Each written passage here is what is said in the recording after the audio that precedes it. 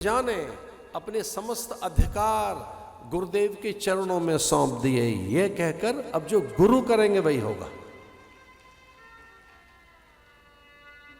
रानियों ने संकेत में वशिष्ठ की ओर देखा। सुमंत्र की समाधि खुली। मंत्री परिषद हर्षित है कि अब कोई समाधान निकलेगा। गुरुदेव ने सादे पत्र पर, एक ऐसे कागज पर, राजपत्र पे नहीं, गुरुदेव ने राजपत्र पे नहीं, सामान्य पत्र पर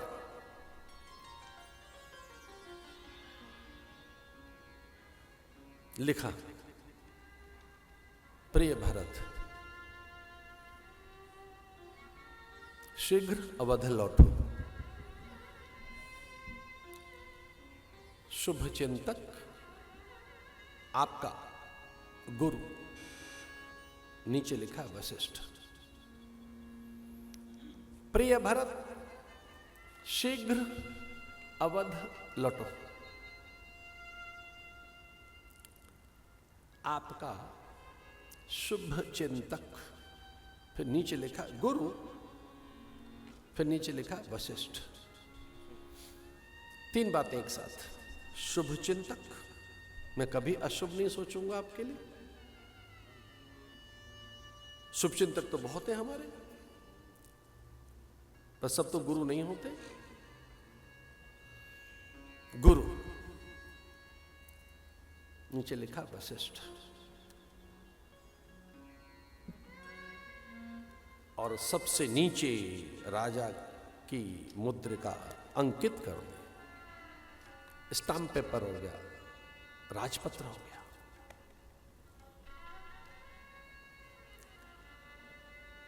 खड़वांग, दीर्घदमा, दीर्घबाहु, दिलीप, अंशुमान, भगीरथ, कवि, सुदुम्न, सरियाते, नभग, नाभाग, अंबरीश, इक्ष्वाक, वंश परंपरा के प्रतापी सम्राट रघु, अज, दशरथ के पिता अज, और दशरथ जिस मुद्रिका को अंकित करते थे पत्र पर,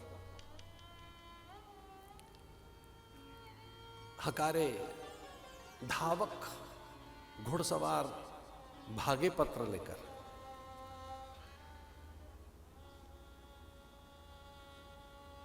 जिस रात ये घटना हुई, उस रात हुआ क्या भरत के साथ?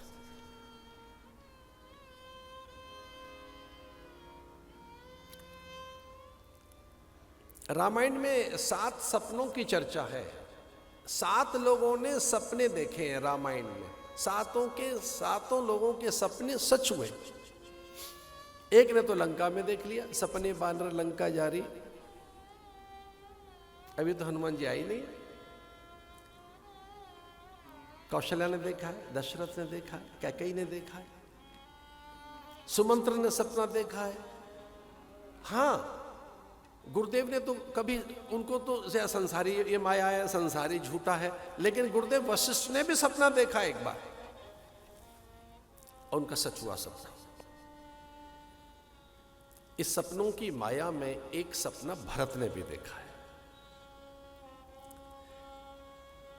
देख ही रात भयानक सपना, देख ही रात भयानक सपना, जाग करे कटुकोट कल्पना, जाग करे कटुकोट कल्पना।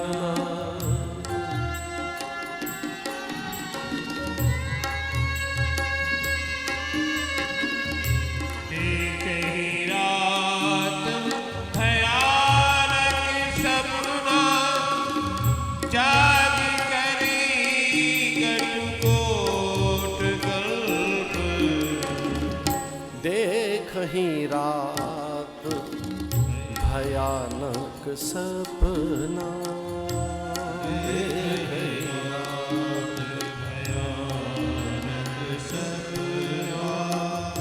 जाग करे कटुकोट कल्पना।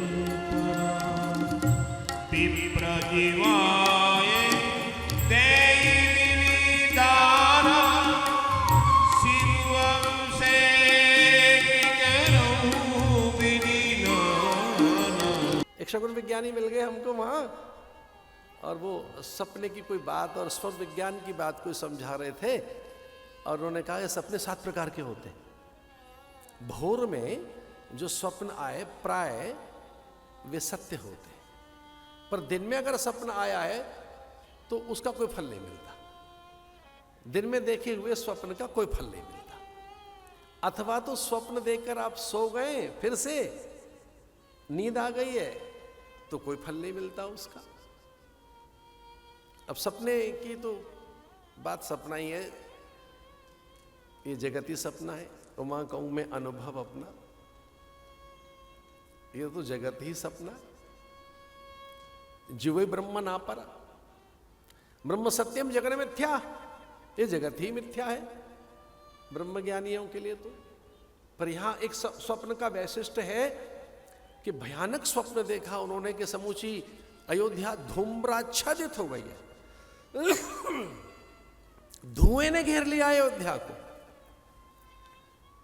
पिता का मस्तक नहीं दिखाई दे रहा है, मस्तकहीन उनकी काया।